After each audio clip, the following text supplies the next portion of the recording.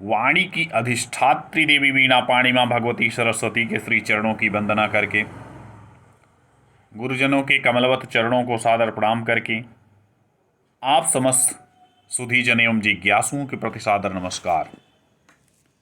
आज के इस व्याख्यान में संधि प्रकरण के अंतर्गत पठित उपदेशयजनुनासिक इत, यद्यपि यह इत संज्ञा करता है,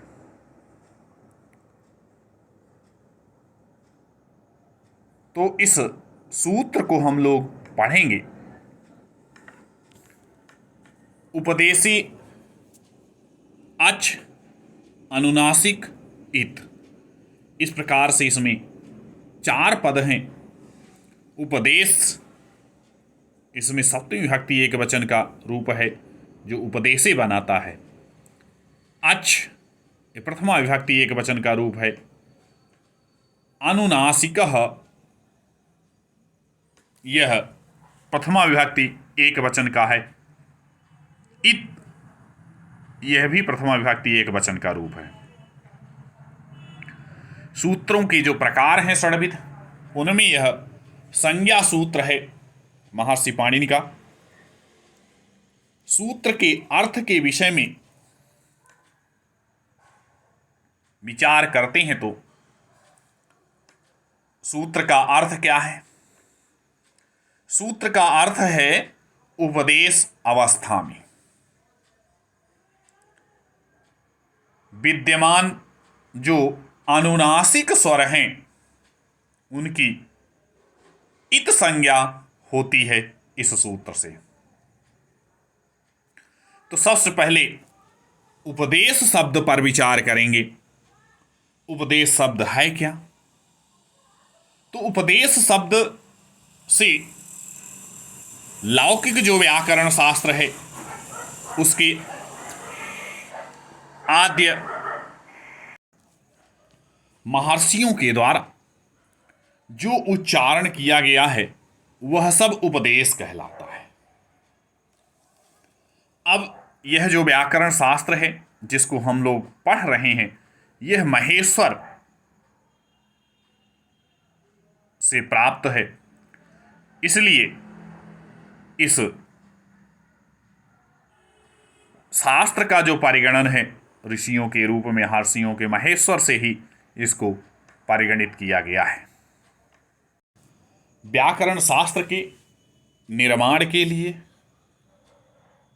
ऐसा कहा जाता है कि महर्षि पाणिनि को भगवान शंकर ने नृत्य के अवसान हो जाने पर 14 बार डमरू को बजाया है और उसी से यह 14 सूत्र निकले जिन्हें महेश्वर सूत्र कहा जाता है।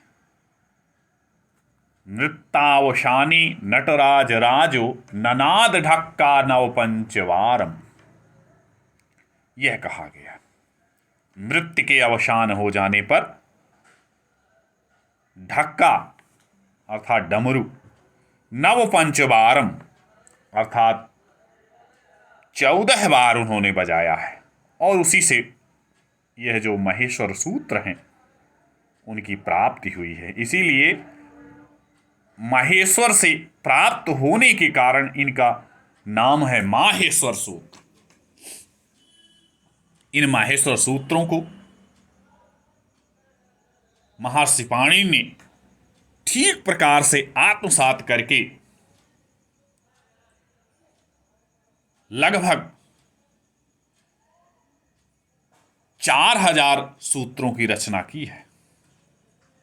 यह 14 माहेश्वर सूत्र से ही 4000 सूत्रों की लगभग रचना की है।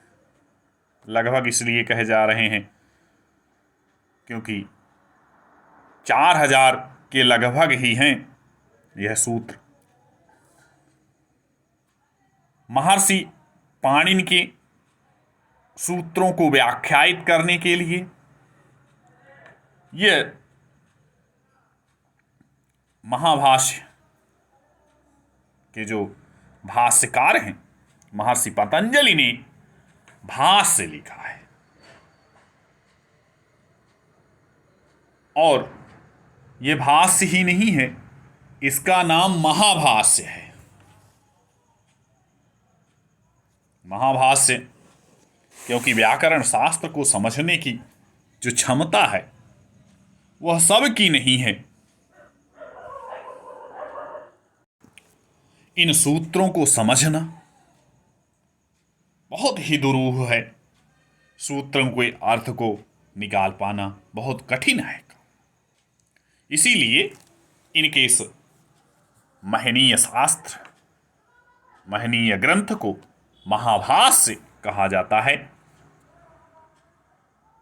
तथा महर्षि पाणिनि के इन सूत्रों पर जहाँ कहीं आवश्यकता हुई वहाँ महर्षि कात्यायन ने वार्तिक लिखा है। वार्तिकों के विषय में आचार्यों का मत है कि वार्तिक किसे कहते हैं। तो वार्तिक किसे कहते हैं यह कहा गया। वार्तिक क्या है? वार्तिक कहा गया उक्तानुक्त दुरुक्तानाम चिंता यत्र प्रवर्तते तम ग्रंथम वार्तिकम प्राहुर वार्तिकज्ञा विचक्षणा, यह कहा गया। तो इस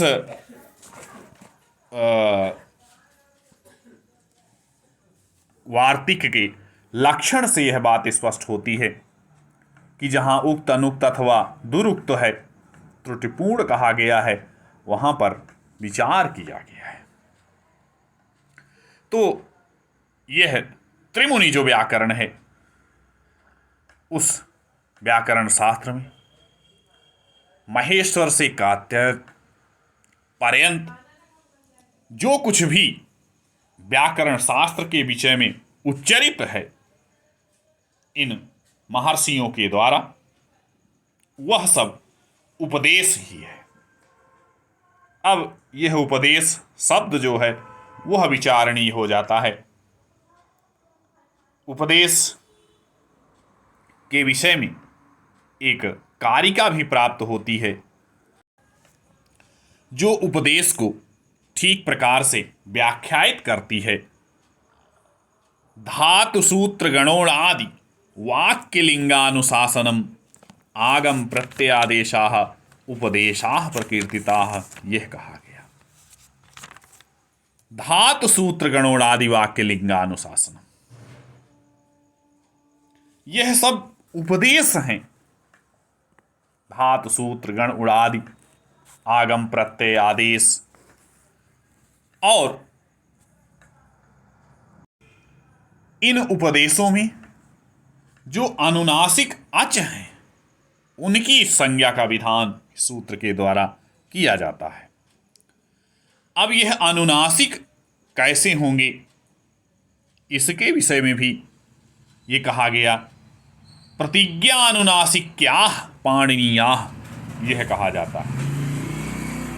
प्रतिज्ञा पाणिनि के द्वारा, पाणिनि के कहे हुए वर्णों का अनुनासिक होना केवल प्रतिज्ञा से मालूम होता है, ज्ञात होता है।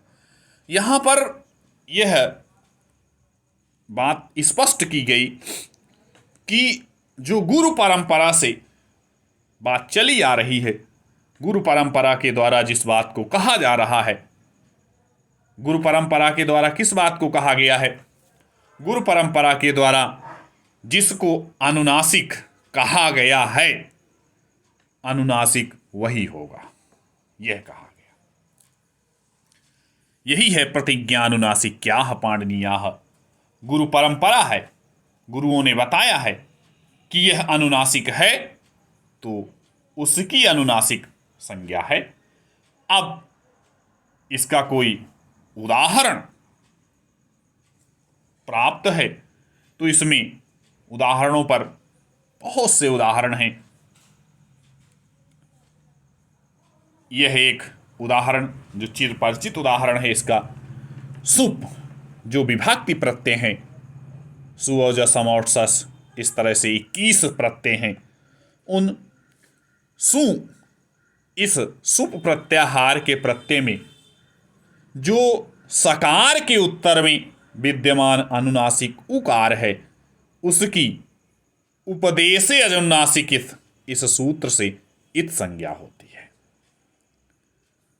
अब यद्यपि वर्तमान समय में प्रमादवश इसमें अनुनासिक जो चिन्ह है वह लगाया नहीं जाता है, जिससे कि जो अभी प्रारंभ कर रहे हैं, जो अभी पढ़ना प्रारंभ किए हैं व्याकरण शास्त्र को, वह इस बात को समझ नहीं पाते। इसलिए यहाँ पर मेरे द्वारा यहाँ तो इसको लिखा गया है, इसीलिए लिखा गया है, यद्यपि यह प्रतिज्ञा अनुनासिक क्या पाणनीय इससे प्राप्त है, अनुनासिक है, लेकिन जो हमारे अभी बिल्कुल इसको प्रारंभ से सीख रहे हैं, पढ़ रहे हैं, वह कैसे इसको जानेंगे, उनके ज्ञान के लिए यहाँ पर यह लिखा जा रहा है।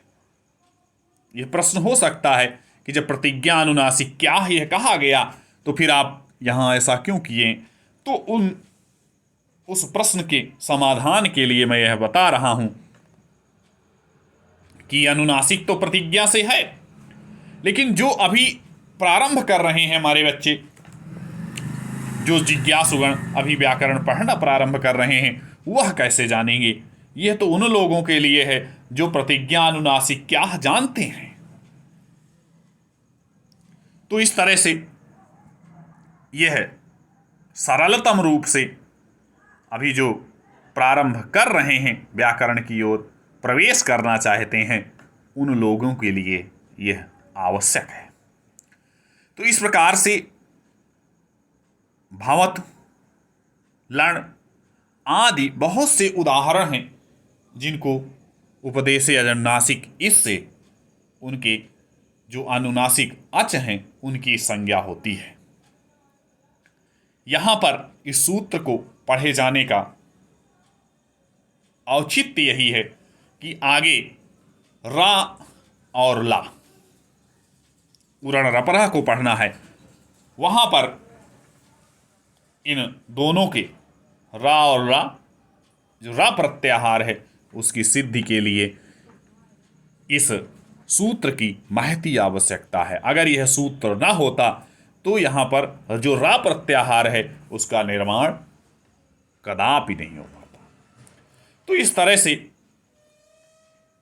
कोई भी सूत्र महत्वपूर्ण है और उस सूत्र को ठीक प्रकार से समझना परम कर्तव्य है। तो इसी के साथ आज का यह जो व्याख्यान उपदेशे अनुनासिक इस संज्ञा विधायक सूत्र पर हुआ है। एक चीज और बता दें कि यह जो इत संज्ञा करने वाले 6 सूत्र हैं महर्षि पाणिनि के, उसमें सबसे पहला सूत्र है। तो इसी के साथ आप समस्त सुधीजन जिज्ञासुओं को सादर नमस्कार, और यह व्याख्यान यहीं पूर्णता को प्राप्त होता है।